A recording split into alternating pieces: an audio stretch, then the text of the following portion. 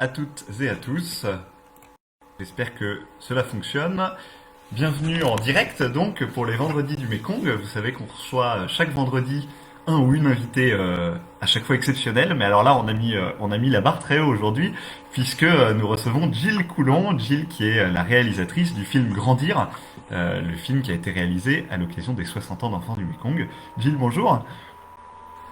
Bonjour, Merci beaucoup d'être ça va? là. Ouais, ça va très bien. Et toi? Ça va. Bon, donc d'habitude, t'es toujours par Mons et par Vaux. Là, tu es confiné à la maison comme nous tous. Tu en profites pour faire du montage, je crois, c'est ça? C'est ça. Bah oui, j'essaie de travailler quand même un petit peu. C'est pas Super. tous les jours facile. Oui, on voit ce que c'est. Alors, n'hésitez pas pendant tout ce live, c'est un direct qui est fait pour vous. Vous allez pouvoir poser toutes vos questions à Jill. Donc pour ça, vous pouvez nous mettre des commentaires directement sur l'événement, sur le Facebook Live en bas de la vidéo. Voilà, vous pouvez commencer. Moi, je vois les commentaires en direct. Jill aussi. Vous pouvez commencer en nous disant, par exemple, qui vous êtes, d'où est-ce que vous nous regardez, ou ce genre de choses. Et puis on essaiera au fur et à mesure de répondre à toutes vos questions. Voilà, on va attendre un tout petit peu avant de débuter les questions, le temps que j'ai accès à vos commentaires. Voilà. Euh, vous avez aussi, vous avez la possibilité de mettre des petits smileys, des likes. Vous pouvez bien sûr partager ce live hein, pour faire connaître cette interview à tous vos amis. Et puis on essaiera de prendre toutes les questions au fur et à mesure. Voilà, donc juste un petit rappel, vous savez que depuis le début du confinement, on propose à tout le monde chaque vendredi une petite interview en direct pour voyager un petit peu, essayer de quitter notre quotidien via cette interview où pouvez poser vos questions. Et puis on envoie aussi 2 fois par semaine plein d'activités à faire en famille. Si vous avez des enfants que vous ne savez pas trop comment occuper, et ben Enfants du Mékong vous propose des activités qui sont testées par nos volontaires en direct en Asie du Sud-Est et donc qui sont approuvées, dont on sait qu'elles fonctionnent très bien et donc vous pouvez faire ces activités chez vous. Voilà, ça s'appelle l'heure de la récré. On vous mettra le lien en bas de ce Facebook Live. Vous pourrez vous inscrire pour recevoir vous aussi des activités à faire en famille. Voilà, alors on commence à être un peu plus nombreux. Voilà, il y en a quelques-uns qui nous saluent. Il y a Anne-Flore qui vient d'arriver. Bonjour tout le monde. Il y a un petit décalage entre le temps où je vois vos commentaires et vos questions et le moment où vous les posez, donc vous inquiétez pas si votre question passe pas tout de suite. Alors on peut peut-être commencer avec une première question simple. Il y a pas mal de gens qui ont vu le film Grandir. Dans quel contexte est-ce qu'il a été fait, Gilles? Pourquoi avoir fait ce film? Alors, le Grandir, il a été fait pour les 60 ans de l'association d'enfants du Mekong. C'était un anniversaire important. 60 ans, c'est beaucoup. Et en fait, l'idée d'enfants du Mekong, c'était de faire un film un peu patrimoine, à la fois pour faire parler de l'association, évidemment, mais surtout aussi pour tous les parrains qui n'ont pas forcément l'occasion d'aller rencontrer les enfants qu'ils parrainent, et d'aller donc sur le terrain à la rencontre des enfants et de montrer en fait le quotidien et ce que ça change d'être parrainé sur le terrain. Et donc Donc ça, c'est pas. c'est un tournage qui a duré combien de temps? Comment on fait un film comme celui-là? Alors l'idée c'était de faire le portrait de 6 enfants de 6 âges différents dans les 6 pays dans lesquels intervient Enfants du Mekong, les 6 pays d'Asie du Sud-Est. Et mon idée c'était de trouver 6 enfants qui ont des histoires très très différentes mais qui feront comme un puzzle, c'est-à-dire que quand ils grandissent en fait ça fasse un seul et même portrait. C'est pas forcément évident, c'était vraiment un puzzle à construire, ça a été long. Il y a Antoine Besson qui m'a aidé vraiment beaucoup et tous les gens de l'association qui m'ont aidé sur le terrain et à Agnières pour trouver ces enfants, trouver un peu qui on avait filmé.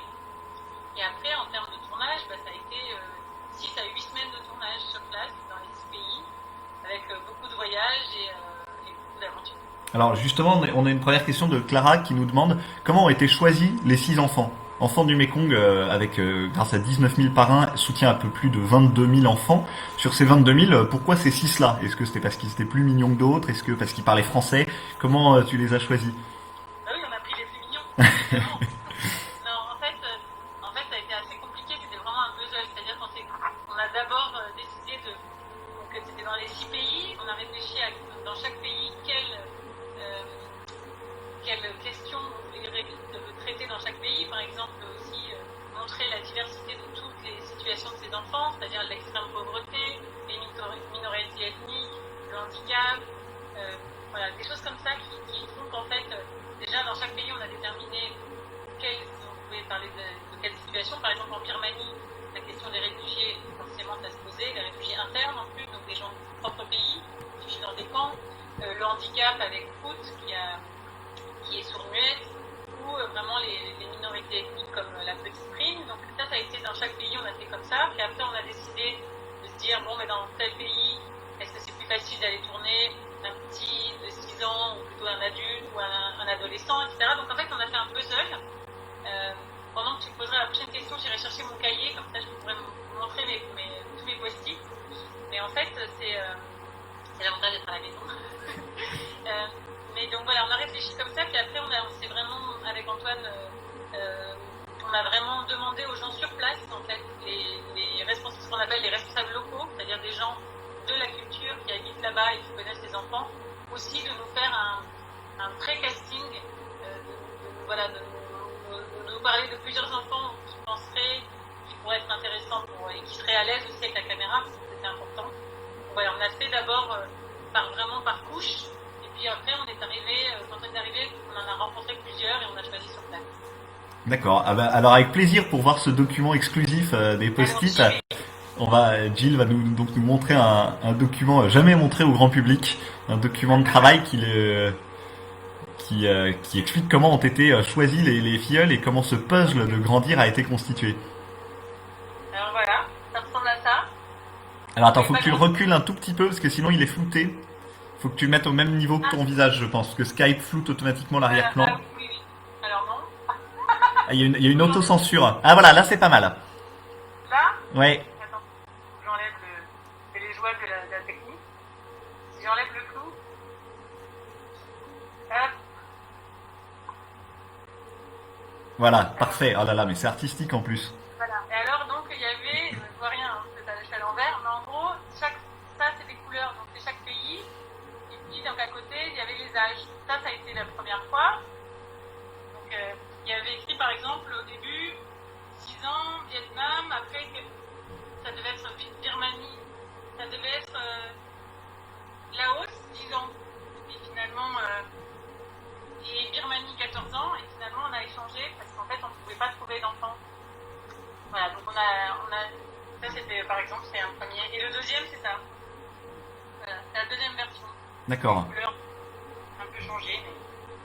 Voilà. Et pour chaque pays, on avait, par exemple, ça c'était le Cambodge. J'avais une carte pour savoir, parce que je connais pas tous les pays. Il y a des pays où je n'étais pas allée. Et puis des informations, par enfant. Waouh, c'est un vrai carnet de voyage. Voilà. Donc il y a de quoi faire. Magnifique. Merci beaucoup. Alors on a des premières remarques. Encore une fois, n'hésitez pas à poser toutes vos questions sur ce direct Facebook. Vous pouvez les mettre en commentaire. On a une première remarque de Diane qui nous dit: je l'ai vu, entre parenthèses, revu aujourd'hui avec mes aînés de 8 et 6 ans. Ils ont beaucoup aimé découvrir l'histoire de ces 6 enfants et surtout de Juliette qui était étudiante dans le programme de Cebu lorsque j'étais volontaire. Donc Diane est une ancienne volontaire bambou. Pour réexpliquer un petit peu l'organisation d'Enfants du Mékong, Enfants du Mékong se base toujours sur des responsables locaux et puis il y a aussi des jeunes entre 20 et 35 ans qui vont aider sur place pendant 1 à 3 ans, qui sont les yeux et les oreilles de l'association, qu'on appelle les bambous. Tu t'es beaucoup basé sur ce réseau Enfants du Mékong pour faire ce film, Jill? Ah oui, parce que moi je connaissais pas l'association avant de commencer le film, donc évidemment j'ai dû me baser beaucoup sur la force humaine de l'association, parce que vous êtes à la fois nombreux à Asnières, mais aussi sur le terrain. Et donc on a été énormément aidés, d'abord avant de partir à Asnières, par les gens qui connaissent les pays, puis après sur place, à la fois par les responsables locaux dont je parlais tout à l'heure, et les bambous, qui aussi, eux, sont sur le terrain, connaissent les enfants, connaissent les gens, connaissent le pays, et parlent souvent français. Donc pour moi, c'était aussi très utile d'avoir ces relais-là sur place. Alors justement, puisqu'on parle de la langue, tu as été souvent en Asie, tu as fait une grande dizaine de films en Asie. Ceci dit, je suis pas sûr que tu parles quand même Jarai, Khmer, Thaï, Tagalog, etc. Comment est-ce qu'on filme alors qu'on ne comprend pas un mot de ce qu'on est en train de filmer? Alors, je ferai pas la blague que je fais toujours que je parle de ces langues. Non, en fait, je parle aucune de ces langues, malheureusement. Il y a des pays dans lesquels j'étais allée, mais il y a des pays aussi comme les Philippines ou la Birmanie où je n'étais jamais allée. Et donc, la chance de de tout ce réseau Enfants du Mékong, c'est qu'on avait toujours quelqu'un avec nous qui connaissait la langue et qui connaissait la culture, en plus de connaître les enfants et qui pouvait traduire. Donc souvent, dans tous mes films, je filme sans comprendre, et justement, ça me permet d'être plus attentive au corps ou à l'expression des gens, etc. Et j'essaie justement de me fier à ça, à ce que je ressens même sans comprendre les langues. Donc parfois c'est totalement raté, puis parfois j'arrive à capter des choses sensibles. Et puis après, en fait, on traduisait. Donc tous les jours, le soir, on traduisait tout ce qu'on avait fait dans la journée, ce qui était énorme. On sous-titrait même, c'est encore pire, c'est-à-dire qu'on calait chaque phrase avec les traducteurs. Donc Antoine et moi, on faisait ça la nuit, en plus du tournage de la journée. Double journée. Ce qu'il avait dit. Parce que souvent, en fait, évidemment, c'est pas forcément du vietnamien, c'est du Jarai, donc c'est difficile de trouver quelqu'un qui parle Jarai à Paris, quoi qu'on en a trouvé un. On a réussi, mais par exemple, le Danalog, toutes les langues, le birman, c'était du Kachin, c'était pas du birman, donc c'était aussi très difficile. Parfois, on devait passer par 2 stades de traduction. Souvent, on faisait du vietnamien à l'anglais, du Jarai à vietnamien et du vietnamien à l'anglais ou au français. Donc, c'était très très long. On a passé beaucoup de nuits à sous-titrer, mais c'était aussi important, dans le film, il n'y a pas de commentaires extérieurs, c'est vraiment que les enfants qui parlent et qui s'expriment, et pour moi c'était vraiment important de laisser la parole aux enfants. Et donc l'idée c'était vraiment qu'on ait sur place tout ce qu'il fallait pour le montage. Donc l'importance de traduire aussi sur place, c'était que si je me rendais compte qu'il y avait des choses qui n'étaient pas dites ou mal dites, on pouvait les redemander ou les refaire ou refaire des interviews. D'accord. Alors n'hésitez pas, vous pouvez poser des questions, il y a pas mal de commentaires qui arrivent, merci beaucoup. Super de vous rejoindre, merci de nous partager les coulisses du film. Le film est superbe, bon il y a des bons commentaires. Vous savez que ce film est accessible, vous pouvez le regarder pendant la durée du confinement. Jill et Enfants du Mékong vous proposent de le voir ou de le revoir gratuitement, donc ça c'est toujours sympa. J'avais une question, puisque tu parles des enfants. Quand on regarde le film, on trouve que déjà ces enfants sont beaux, sont joyeux, mais ils sont aussi très naturels. À aucun moment ils vont regarder la caméra ou être intimidés. Comment est-ce que tu fais pour... est-ce que tu disparais complètement? Est-ce que tu poses la caméra puis tu pars? Comment faire pour que ces enfants soient aussi naturels, alors qu'on sait très bien que filmer une petite fille de 6 ou 7 ans, ça se passe pas comme ça normalement pour le commun des mortels? C'est parce que t'as pas vu tous les rushs, c'est pour ça. En fait, c'était difficile parce que c'est beaucoup. En fait, on peut pas laisser la caméra et poser la caméra et partir, malheureusement. On fait pas de la vidéosurveillance, donc on est obligé d'être là. Mais et puis, je suis pas forcément petite, et par rapport à une petite fille justement comme Prime de 6 ans, c'était impressionnant pour elle, surtout que j'ai une caméra pas très grosse, mais il y a quand même un micro, donc et je raconte souvent que elle, en fait, elle a une toute petite voix, Prime. Pour avoir sa voix, il fallait que je lui mette un micro cravate comme ça. Et au début, elle pleurait tout le temps parce que elle comprenait pas ce que c'était ce micro, etc. Donc c'était très compliqué de lui installer le micro. Et en fait, au bout du 2e jour, on a compris qu'elle pensait qu'on venait l'adopter, en fait. Parce que quand on est arrivé avec Antoine à 2 blancs, comme ça, elle comprenait pas pourquoi elle était filmée par les autres. Et voilà. Et donc j'ai dû user déjà de prendre le temps de l'expliquer, de lui raconter, de lui montrer ce qu'on faisait. Et puis après, j'ai dû aussi feinter un peu, c'est-à-dire que j'ai pris des micros et puis je les ai installés sur toutes ses copines. Comme ça, toutes les copines avaient des micros. Et comme ça, je l'entendais, je pouvais filmer. Voilà, mais en fait, il n'y a que le temps. Et malheureusement, on a eu 1 semaine à peu près de tournage par enfant, si tu veux, par pays. Et en fait, c'était souvent, on sentait vraiment au bout du 3e ou 4e jour qu'il y avait quelque chose qui s'était bloqué. C'est-à-dire que les premiers jours, c'est une test, comme c'est normal, ils savent pas qui on est, ils savent pas ce qu'on fait, etc. Donc ça prend un peu de temps. Et puis c'était vraiment au 4e jour où il y a quelque chose qui se débloque.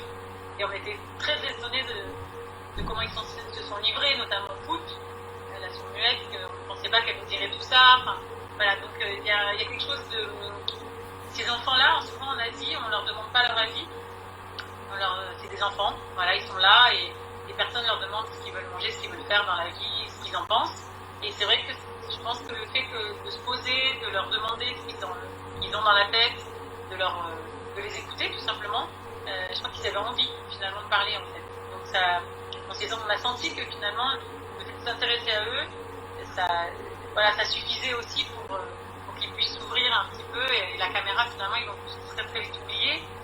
ce qui était marrant, c'était que celle qui était le plus consciente de la caméra et qu'on ne voit vraiment pas du tout dans le film, c'est Pout. Parce que Pout, elle avait exactement compris que la caméra, il fallait, elle était dans tel axe, etc. Donc je me souviens qu'une fois, je filmais, elle faisait à manger, il y a une jeune fille qui est venue devant la caméra et elle a fait tout le tour, elle a poussé, poussé un peu dans l'axe. T'es dans le champ. Elle comprenait très bien tout en étant très naturelle. C'était assez marrant. Waouh. Alors, il y a une question de Guillaume qui nous demande, puisqu'on parle des enfants, est-ce que tu as des nouvelles récentes de ces enfants? Ça va un peu avec la question de Catherine qui dit, est-ce que tu aurais envie de retourner les voir dans quelques temps, peut-être de les refilmer, ou de voir comment ils ont grandi? Comment ça se passe? Et même moi j'élargirais la question, est-ce que tu as encore des liens avec l'association Enfants du Mékong de manière générale?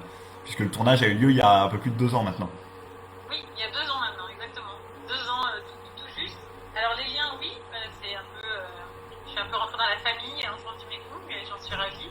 On a pu aussi continuer à... Le film il a été montré, beaucoup accompagné, etc. Donc toute l'équipe d'Enfants du Mékong a beaucoup montré le film, donc j'ai pu de temps en temps me glisser dans la voiture, dans la camionnette pour accompagner le film aussi. Et quant aux enfants, en fait j'ai des nouvelles selon les pays. Alors, Juliette c'est facile, elle est sur Facebook, elle parle anglais, donc elle me donne des nouvelles de temps en temps, régulièrement. Et puis après les autres, c'est vrai qu'il y a les bambous sur place, et puis il y a l'équipe Danière qui va de temps en temps sur place et qui peut envoyer des photos. Donc Pout par exemple, ils sont aussi sur Facebook, la sœur avec qui elle vit est sur Facebook, donc elle met des photos de temps en temps. Pania, j'ai eu des nouvelles il n'y a pas longtemps parce qu'il y a une bambou qui est allée. Donc voilà, donc petit à petit, j'ai eu des nouvelles de quasi tout le monde. Et évidemment que j'adorerais dans 10 ans faire le même film, savoir ce qu'ils seront devenus, voir si Pout a été marié, pas marié, si les uns et les autres ont des enfants, ça serait... Grandir d'eux. Ça a pris à 16 ans. Oui, comment ça a pris à 16 ans, c'est chouette. Ouais. De voir... Voilà, donc... c'est un peu l'histoire du parrainage, hein. On commence à parrainer un enfant à un instant T, et puis on voit comment il grandit aussi pendant 7, 8, 10 ans tout au long de sa scolarité. Il y a des questions plus personnelles. Est-ce que tu as toujours voulu être réalisatrice, ou est-ce que c'est venu plus tardivement? Et une autre question qui y est liée, qu'est-ce que la réalisation de ce film t'a apporté? Alors, j'ai pas toujours voulu être réalisatrice, parce que avant je voulais plutôt faire de la photo. Donc, pendant longtemps, j'ai voulu faire de la photo, puis finalement, j'ai fait de la production. C'est venu, et je suis venue à la réalisation il y a une dizaine d'années seulement. Je suis d'abord passée par la production. Et donc, j'ai pas toujours voulu être réalisatrice, mais c'est vrai qu'il y a des films comme ça qui marquent. En fait, le premier film, parce que je suis partie au Japon pour faire un film sur les lutteurs de sumo, et c'était un peu une aventure de vivre avec des sumo comme ça dans un pays que je connaissais pas. Et grandir, ça a été aussi une grosse étape dans ma carrière, entre guillemets, de réalisatrice, dans le sens où c'est un film que je trouve utile et que j'ai l'impression qu'avec ce film, c'est pas juste un film, et voilà, ça peut aider des enfants à être aidés. Il y a eu énormément de parrainage suite au film et ça c'est super et j'en suis ravie. Et voilà, il y a une expérience aussi humaine qui a été très forte. Ça a été très difficile. Enfin, sur le coup, ça a été très facile de faire le film, les gens étaient adorables, etc. Et je me suis rendu compte en rentrant que j'ai dormi peut-être 10 jours d'affilée et qu'il y avait quelque chose quand même, qu'il y avait quelque chose à... voilà, qui a été difficile parce que quand on voit des enfants... ça sautait. Non, c'est bon. En fait, c'est quand il y a des enfants comme Yulat qui vivent dans des camps, qui n'ont pas eu de maison depuis des années, etc. Forcément, quand on prend une douche chaude quand on rentre chez nous, ça remet un peu les choses à leur place. Et c'est vrai que depuis, de faire des films comme ça qui ont un impact, à la fois qui racontent des histoires, mais qui ont un impact, ça a changé pas mal de choses. Il y a Françoise qui pose une question justement qui est un peu en lien, qui dit Jill, est-ce que vous avez eu envie de devenir marraine à votre tour? Parce que, oui. Rappelons-le, tu connaissais pas du tout l'association Enfants du Mékong avant de partir, et puis du jour au lendemain, tu t'es retrouvé projeté dans l'univers des enfants pendant plusieurs semaines, plusieurs mois même. Est-ce que ça t'a donné envie de devenir marraine? Quel retour tu peux faire sans filtre sur Enfants du Mékong? En fait, c'est vrai que je dis souvent, moi j'ai de la chance, c'est que les parrains marraines, souvent, tous ne peuvent pas aller sur le terrain, ne peuvent pas rencontrer leur filleul. Et moi, j'ai eu la chance de faire l'inverse, en fait, de rencontrer d'abord les filleuls avant de connaître l'association et de voir le résultat finalement. Et c'est vrai que je me souviens on voit pas toujours dans le film, mais on voit Pout, la première lettre qu'elle vient d'être parrainée. Mais Mulat, le petit Mulat qui a 10 ans, et lui, on lui dit alors ta marraine, ton parrain, c'est qui? Et il savait exactement le nom de famille, le prénom, il savait l'adresse par cœur, alors c'est quelque chose qui est difficile à prononcer pour lui, c'est un nom français. Et il avait reçu que 3 lettres dans toute sa vie, c'était peu. Et en fait, ces lettres, il les connaissait par cœur, et c'était très important pour lui. Et quand j'ai vu ça, quand je me suis rendu compte sur place d'un impact d'une lettre, c'est même pas l'argent, parce que lui, il n'a pas cette notion que quelqu'un envoie de l'argent pour sa famille. Lui, il a cette notion qu'il y a quelqu'un qui lui écrit une lettre. C'est vrai que ça a été très fort. Donc moi, j'ai vu vraiment directement le résultat. Donc évidemment qu'en sortant, moi, j'avais envie de parrainer. Et j'ai parrainé son muette, une copine de Pout, qui est Napi. Et Napi, c'est celle qui se trouve belle quand elle rentre dans le village. Tu as même appris à le dire en langue des signes. Mais belle, c'est comme ça. J'apprends, mais j'apprends pas beaucoup. Hein. J'aimerais bien y retourner, parce que ma maman parraine aussi une fille du même centre. On aimerait bien aller au Laos, donc on doit apprendre le langage des signes laotien. C'est pas le même que le langage des signes. Après, le deuxième challenge, c'est de le réutiliser à Paris. Oui, c'est un gros challenge. Il y a une question de Catherine qui nous dit, alors les images sont magnifiques, la musique aussi, elle a une part essentielle dans le film. Comment est-ce qu'on choisit une musique et comment est-ce qu'on choisit quelle musique on va mettre sur quelle scène? Alors déjà, là on a eu une chance énorme sur ce film, c'est qu'on a eu la collaboration de Yael Naïm, donc la chanteuse franco-israélienne. Et Yael, je la connaissais pas avant. En fait, je suis allée au culot, j'ai contacté sa maison de disques qui m'a dit, en fait, elle aimerait beaucoup faire de la musique de film. On a écouté et effectivement, sa voix m'a paru avec une telle douceur, etc., que je me suis dit que c'était le bon match finalement. Et elle a tout de suite été touchée par le travail de l'association, par ces histoires de ses enfants, etc. Donc, Yael Naïm et David Donatien, son compagnon, ont vraiment travaillé sur le film, ont donné tout ce qu'ils pouvaient. Avec beaucoup de générosité. Et en fait, donc, c'était assez difficile parce qu'elle était assez occupée. On avait un timing un peu compliqué, assez serré. D'habitude, on travaille de montage et puis le musicien travaille sur le montage. Mais là, on n'avait pas trop de temps, donc on est d'abord parti de musique qui existait. Donc, Yael nous a envoyé toutes les musiques de ses albums, ses instrumentales, etc. On a d'abord utilisé ça, et après, elle a composé aussi des choses exprès pour le film.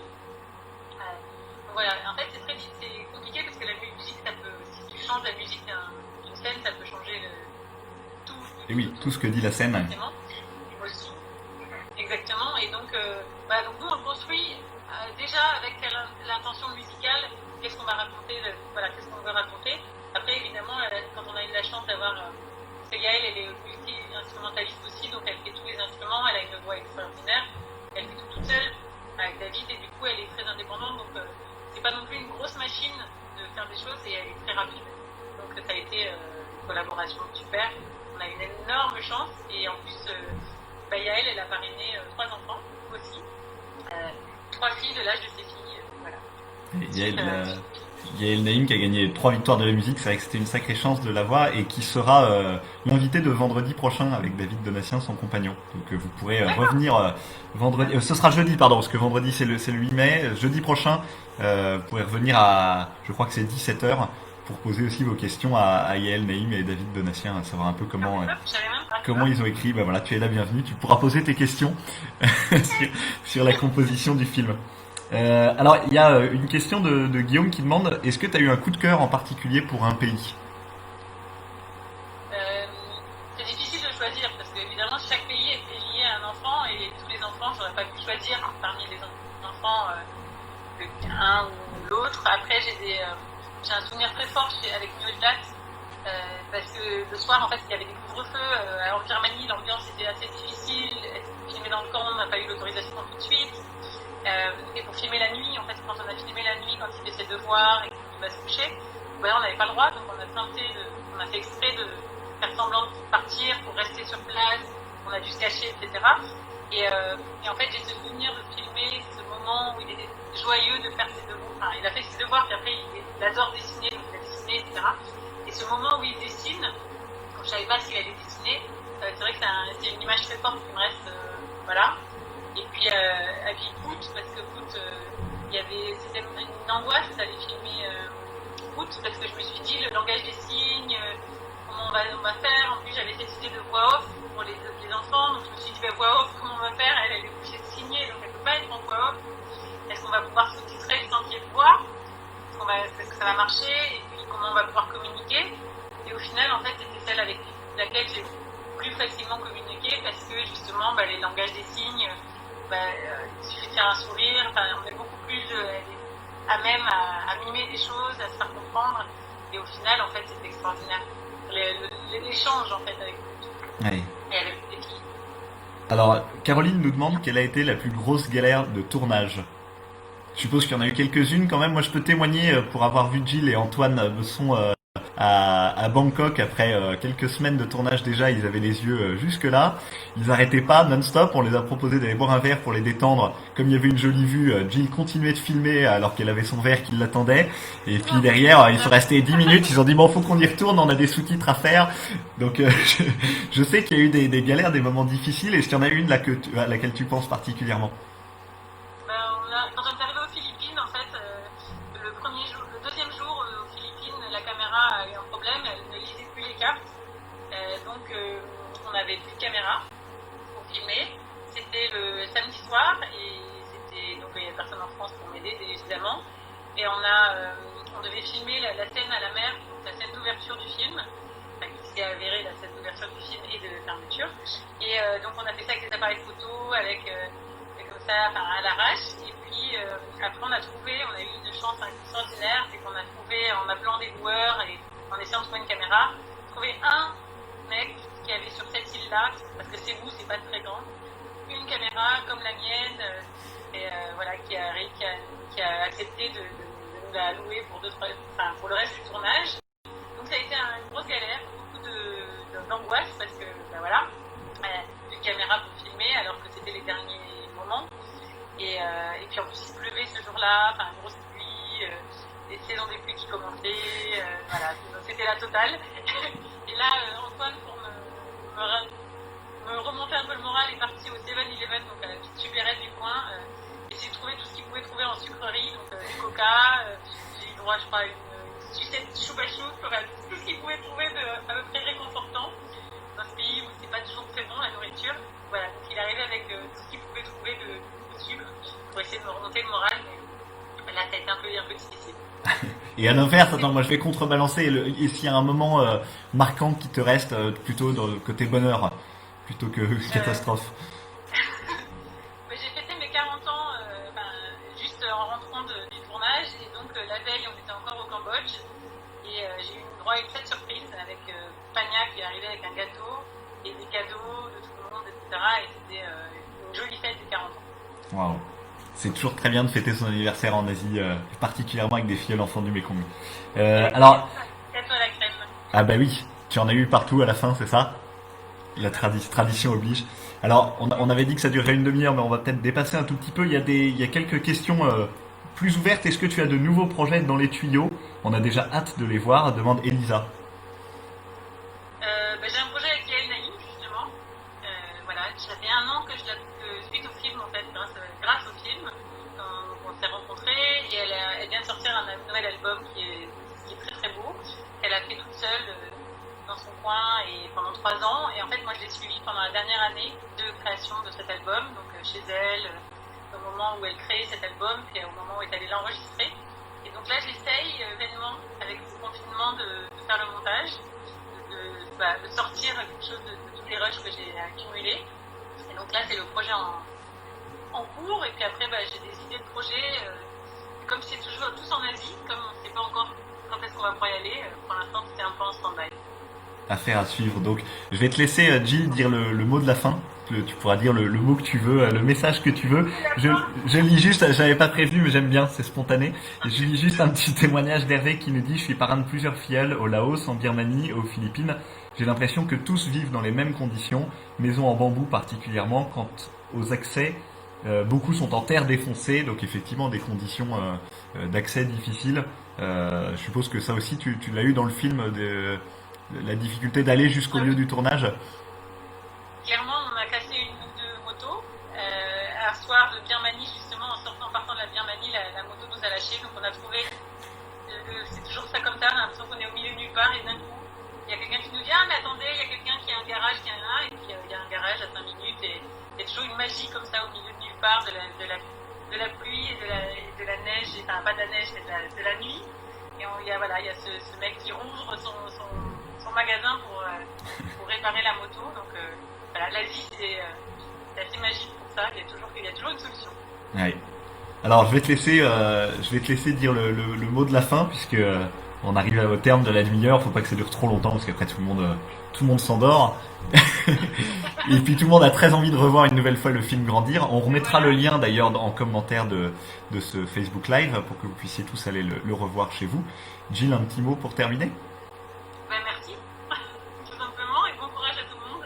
Merci beaucoup. Le chemin est encore un peu long. Merci beaucoup Jill, merci à tous d'avoir été avec nous. On se retrouve donc jeudi prochain avec Yael Naïm et David Donatien qui ont composé la musique. On va vous remettre tous les liens en commentaire. N'hésitez pas à partager ce Facebook Live, à le faire connaître.